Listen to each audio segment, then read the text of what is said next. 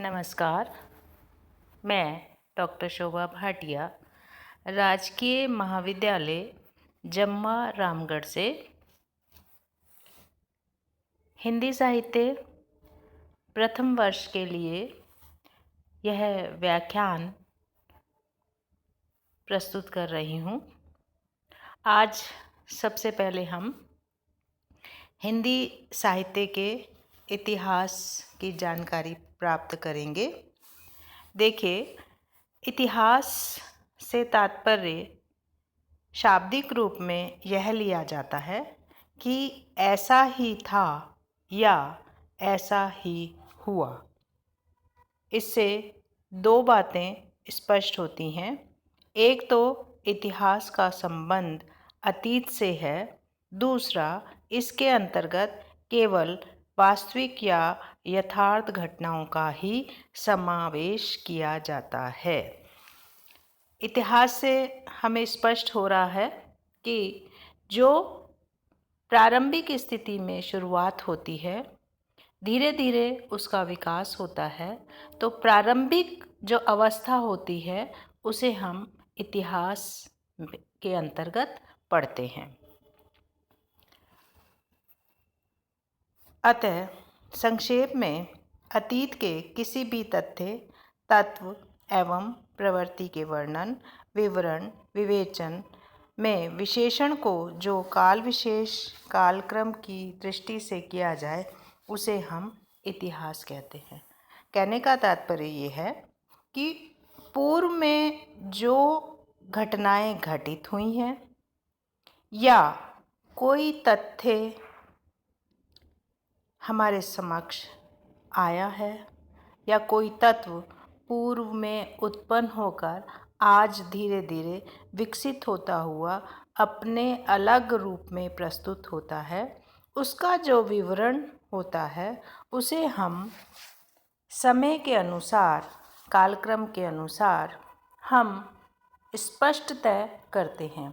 देखिए, यहाँ बात स्पष्ट ये होती है कि आज हम किसी भी वस्तु को उठाकर देखें तो ऐसा नहीं है कि वह एक दिन में अचानक ही हमारे सामने प्रस्तुत हो जाती है, अपितु धीरे धीरे वह जन्म लेकर विकास को प्राप्त होती है।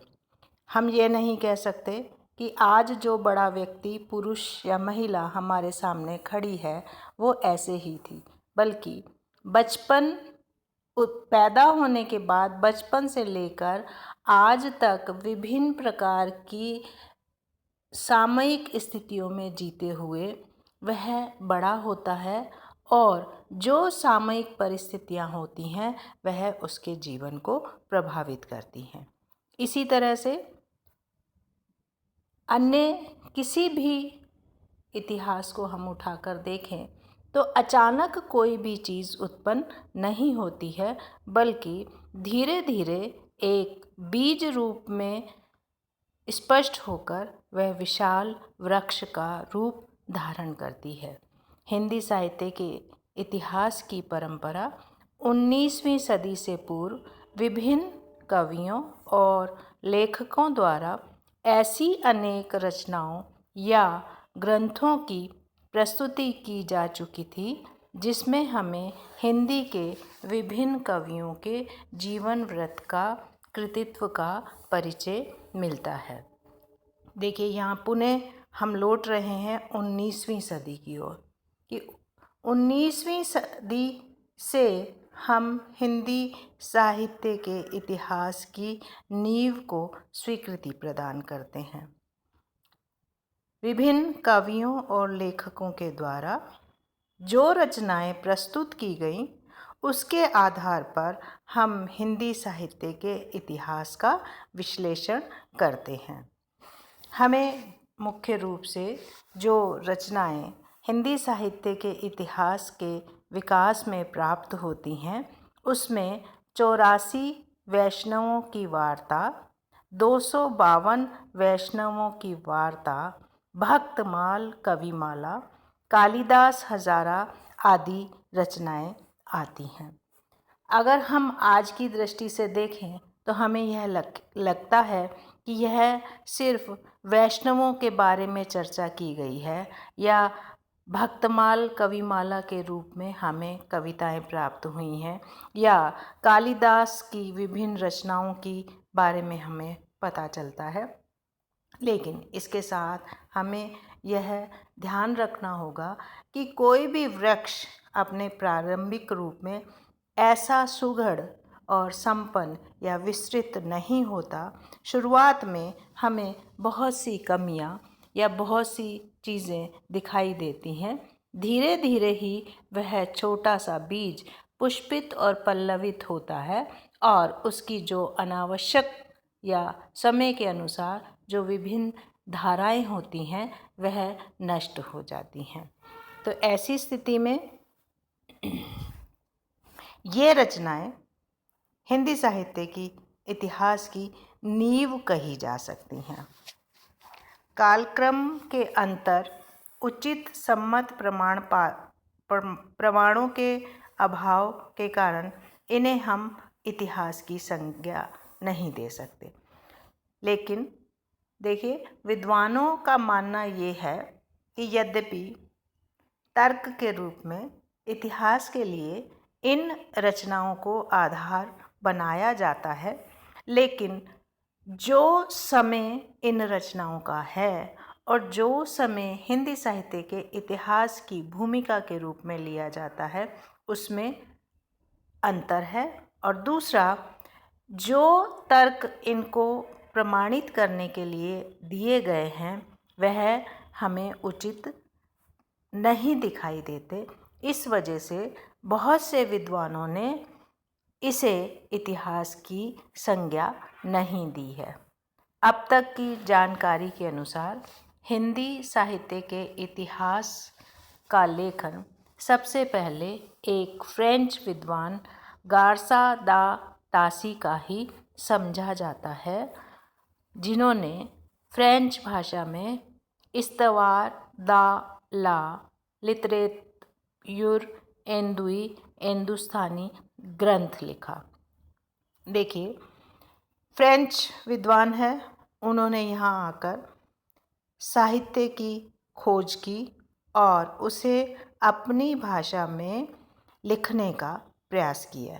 तो यह प्रयास भी पहला प्रयास था जिसमें उन्होंने कोशिश की कि वह हिंदी साहित्य के इतिहास को क्रमबद्ध कर सके। कहने का तात्पर्य ये है कि इससे पूर्व में हमें हिंदी साहित्य के इतिहास की चर्चा या कोई भी पत्र या लेखन प्राप्त नहीं होता है।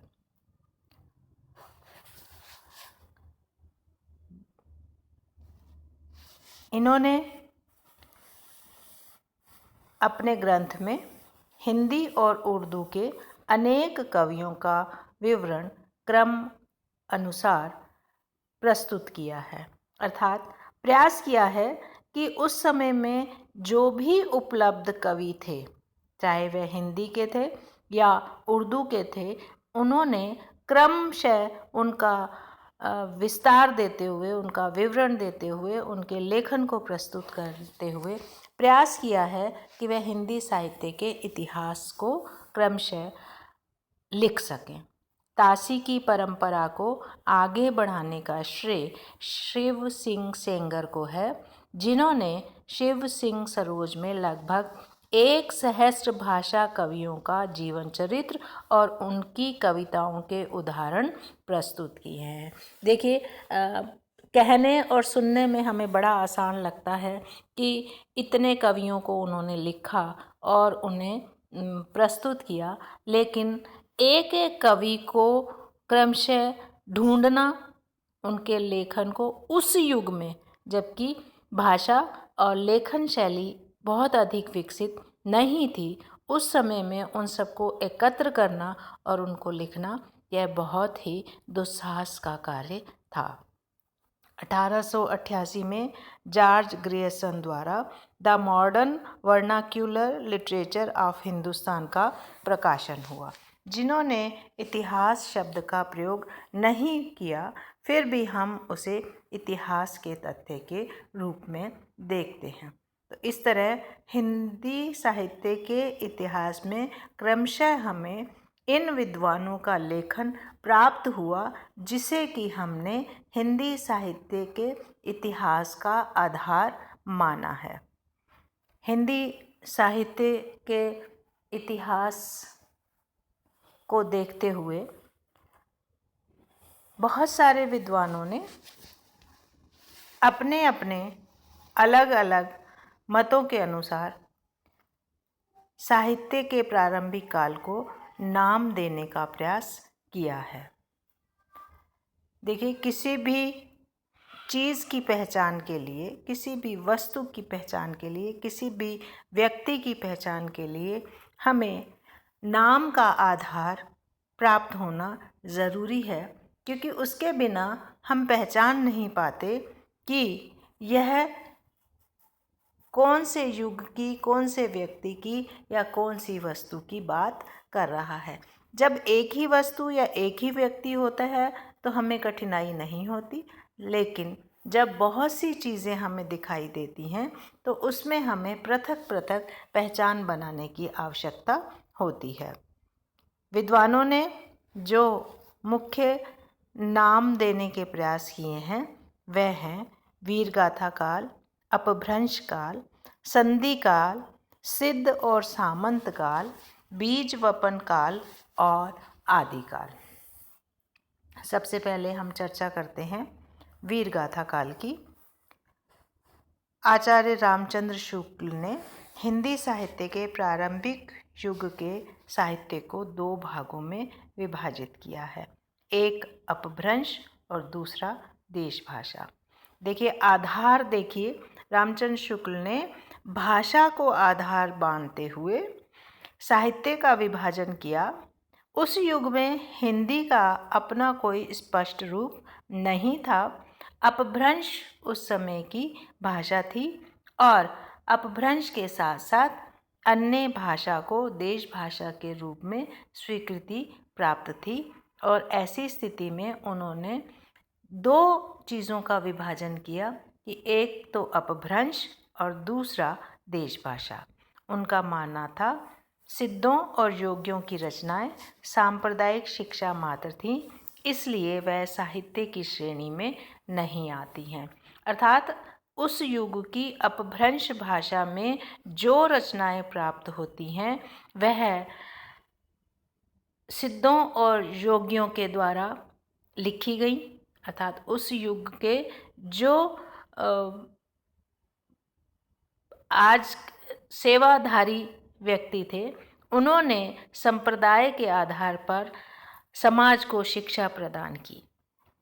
इसलिए उन्होंने यह अस्वीकार किया कि जिन योगियों ने समाज को शिक्षा दी है वह केवल शिक्षा का आधार है, वह साहित्य का आधार नहीं हो सकती। लेकिन इसके साथ ही उन्होंने यह स्पष्ट किया कि बहुत सारी फुटकर रचनाएं भी हमें दिखाई देती हैं। उनके अनुसार खुसरो की पहेलियाँ, विद्यापति पदावली और बीसलदेव रासो को छोड़कर सारी रचनाएं वीरगाथा काल की हैं। जिन साहित्य रचनाओं के आधार पर शुक्ल जी ने इस काल को वीरगाथा काल नाम दिया, उनमें हम प्रमुख रूप से पढ़ सकते हैं विजयपाल रासो, हमीर रासो, कीर्तिलता, कीर्ति पताका, खुमान रासो, बीसलदेव रासो, पृथ्वीराज रासो, जयचंद्र प्रकाश और प्रमाल रासो। देखिए, बहुत सारी रचनाओं को देखने के बाद ये चीज़ स्पष्ट होती है कि जिन रचनाओं में वीरता की रचनाएं थीं उन्हीं को आधार बनाया गया। तो यह राजा विशेष की रचनाएं थी। अब क्योंकि उस युग को हम देखते हैं तो वह युद्धों का काल था, तो ऐसी स्थिति में राजा की स्थिति स्पष्ट होती है, समाज की स्थिति स्पष्ट होती है, लेकिन साहित्य की स्थिति कम स्पष्ट होती है। विद्वानों का मत है कि इनमें से अधिकांश रचनाएं अप्रामाणिक एवं सूचना मात्र हैं। उन्होंने इसे साहित्य न मानते हुए यह माना कि एक तो यह रचनाएं प्रामाणिक नहीं हैं और दूसरा इनको पढ़ने से हमें उस युग की सूचना मात्र ही मिलती हैं। और विद्वानों का मानना है यह रचनाएं चारण भाट आदि वर्ग विशेष की प्रवृत्ति रखने वाले व्यक्तियों ने की है, इसलिए इसे वीर गाथा काल नाम नहीं दिया जा सकता। राजा उस युग में जब युद्ध करने जाते थे तो सेना को प्रेरित करने के लिए वे अपने साथ चारण और भाटों को लेकर जाते थे, जो कि सेना को प्रेरित करने के लिए और राजा का यशोगान करने के लिए अपनी रचनाएं प्रस्तुत करते थे। ऐसी स्थिति में उसमें वीरता का पुट कम है और राजा विशेष की चापलूसी करने का और उससे धन प्राप्त करने का महत्व ज़्यादा है, इसलिए विद्वानों ने इसे विश्वसनीय नहीं माना है। इसको हम यूँ स्पष्ट कर सकते हैं कि जब जो चारण भाट जिस राजा के साथ गया है, स्वाभाविक तौर पर वह उसकी प्रशंसा ही करेगा। तो जब वह प्रशंसा कर रहा है तो वह उस राजा की कमियों को नहीं गिनाएगा और जो उसका कार्य है वह है प्रेरणा का कार्य। सेना में वीरता और दुस्साहस की शक्ति का संचरण हो, इसलिए वह इन रचनाओं को कर रहा है। तो उसका ध्यान साहित्य की ओर नहीं बल्कि वीरता की ओर है। उस समय वह उस भाषा का प्रयोग करेगा जिसमें कि सेना प्रेरित हो सके। इस आधार पर विद्वानों का मानना ये है कि इसे वीर गाथा काल नाम देना उचित नहीं है, क्योंकि वीरतापूर्ण रचनाएं इसमें प्राप्त नहीं होती बल्कि यशोगान ही प्राप्त होता है। दूसरा अपभ्रंश काल। चंद्रधर शर्मा गुलेरी और धीरेन्द्र वर्मा ने प्रारंभिक काल को इस नाम से स्वीकृति प्रदान की है। उनका मानना है कि इस काल में अपभ्रंश भाषा की प्रधानता है, लेकिन अन्य विद्वानों का मानना है कि केवल भाषा के आधार पर काल विभाजन उचित नहीं माना जा सकता। अपभ्रंश काल नाम भ्रम की स्थिति उत्पन्न करता है और पाठक का ध्यान अपनी ओर आकर्षित करता है, न कि साहित्य की ओर। अपभ्रंश क्योंकि उस युग की भाषा थी, तो भाषा के आधार पर जब हम किसी इतिहास का नाम रखेंगे तो अपभ्रंश की जितनी रचनाएं हैं वह सारी की सारी इसमें समाहित होंगी। लेकिन भाषा तो बहुत पहले से शुरू होकर आगामी बहुत दिनों तक चल सकती है, तो इसका आधार हम यानी भाषा का आधार हम ग्रहण नहीं कर सकते हैं इतिहास को स्पष्ट करने के लिए। अगला है संधि काल या चारण काल। इसे रामकुमार वर्मा ने यह नाम दिया, अर्थात संधि काल या चारण काल का नाम रामकुमार वर्मा ने रखा। उनका मानना है कि हिंदी भाषा का विकास अपभ्रंश से हुआ है, अतः हिंदी से पूर्व की भाषा अपभ्रंश ही है। इसे इन दोनों का संधिकाल कहा जा सकता है, क्योंकि रचनाएं चारणों और भाटों द्वारा प्रस्तुत की जा सकती थीं, इसलिए इसे चारण काल नाम दिया जाना आवश्यक है। देखिए, दोनों नामों के लिए उनके अपने अलग अलग तर्क हैं। संधिकाल नाम देने के पीछे उनका तर्क ये है, अपभ्रंश और हिंदी के बीच का जो समय है, इन दोनों के बीच में जो संधि हुई है, जो समावेश हुआ है, अपभ्रंश से हिंदी का जो प्रभाव बढ़ा है, उसकी वजह से इसे संधिकाल कहना चाहिए। और क्योंकि जो रचनाकार थे वह चारण और भाट थे, तो ऐसी स्थिति में उन चारणों के आधार पर, उस वर्ग विशेष के आधार पर यह नाम चारण काल के नाम से जाना जाना चाहिए। लेकिन यह चीज़ हमारे मन में भ्रम उत्पन्न करती है कि जाति विशेष या वर्ग विशेष, अर्थात जो व्यक्ति राजा के यहाँ नौकरी करता हुआ चारण बनकर जो सेवा में प्रस्तुत हो रहा है, वही व्यक्ति ही रचना कर रहा था, ऐसा नहीं है, बल्कि इसके अलावा भी अन्य रचनाकार रचना कर रहे थे। ऐसी स्थिति में वर्ग विशेष के आधार पर इसे चारण काल नाम देना भी उचित नहीं है। अगला है सिद्ध और सामंत काल। विषय वस्तु की दृष्टि से राहुल सांकृत्यायन ने यह नाम प्रारंभिक काल को दिया है। इस काल में सिद्धों द्वारा लिखा गया धार्मिक साहित्य प्रधान है। देखिए, उन्होंने भी इसे अपना तर्क देते हुए स्पष्ट किया है कि क्योंकि सिद्धों ने धार्मिक साहित्य की रचना की है, तो उस साहित्य के आधार पर इन्हें सिद्ध काल कहना उचित होगा। लेकिन सिर्फ सिद्धों ने ही रचनाएं की हों, यह संभव नहीं है।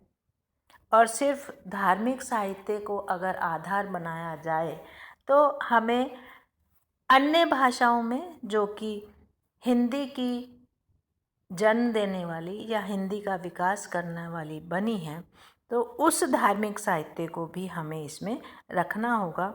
अतः सिद्ध काल नाम देना भी गलत है। सामंत शब्द उस समय की राजनीतिक स्थिति को स्पष्ट करता है। सामंतवादी राज्य व्यवस्था या सामंतों की राज्य व्यवस्था को हम पढ़ते हैं, तो यह नाम जो है यह उस युग की राजनीतिक स्थिति को स्पष्ट करता है। अधिकांश चारण जाति के कवियों की राजस्तुति परक रचनाएं इस काल में मिलती हैं।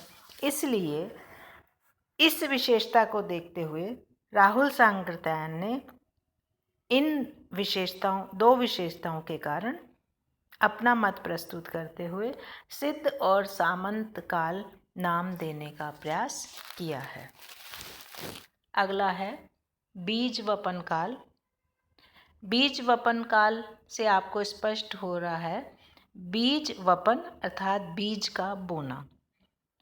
हिंदी साहित्य के इतिहास का विकास इस युग में हो रहा था, अर्थात बीज इस समय बोया जा रहा था, इसलिए इसे बीज वपन काल कहा जाए।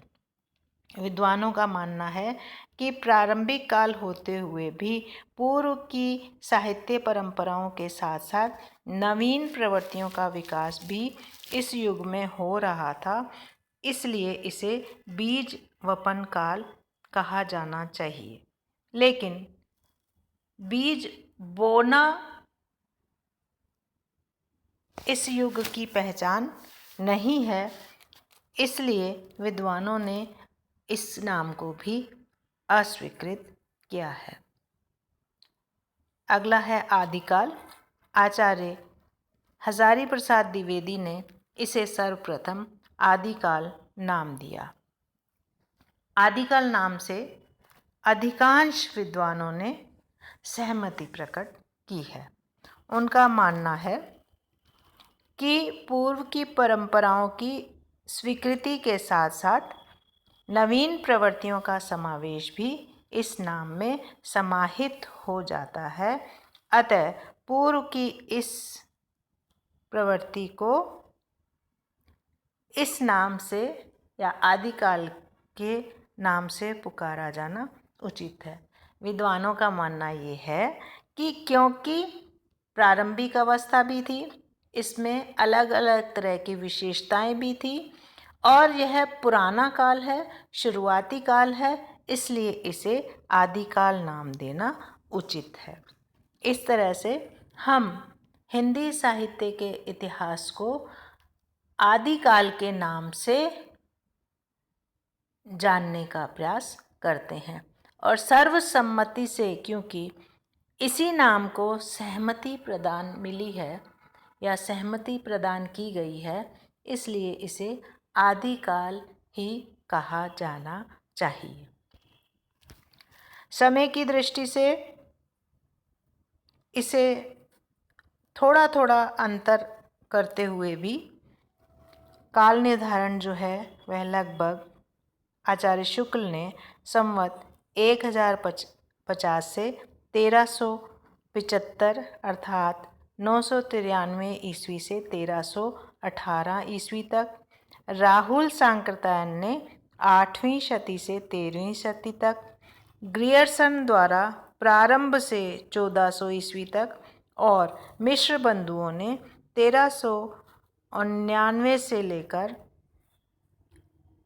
और रमाशंकर शुक्ल ने 1343 ईस्वी तक इस काल को स्वीकृति प्रदान की है।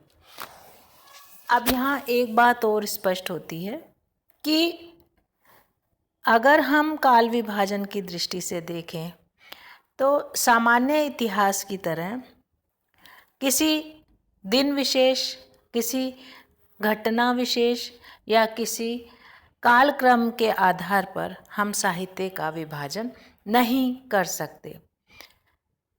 काल का विभाजन कोई घटना किसी एक दिन घटित हो सकती है, किसी एक वर्ष विशेष में घटित हो सकती है, लेकिन साहित्य की रचना इस तरह से नहीं की जा सकती। साहित्य जब रचा जाता है तो वह समाज से प्रभावित होता है और धीरे धीरे विकास को प्राप्त होता है। अतः हम यह काल विभाजन बिल्कुल राजनीति के आधार पर नहीं कर सकते या इतिहास के आधार पर नहीं कर सकते कि यह काल इस समय से इस काल समय तक रहा। एक दिन में साहित्य की रचना ना तो होती है और ना ही कभी साहित्य एक दिन पर सीमा रेखा के आधार पर विभाजित किया जा सकता है कि इस दिन से यह साहित्य लिखा जाना बंद हो गया। अतः थोड़े बहुत वर्षों से प्रारंभिक स्थिति को देखते हुए और आगे आने वाले समय तक, जब तक कि साहित्य की रचनाएं प्राप्त होती हैं, उसके विशेष प्रभाव को देखते हुए हम इन वर्षों का चयन करते हैं।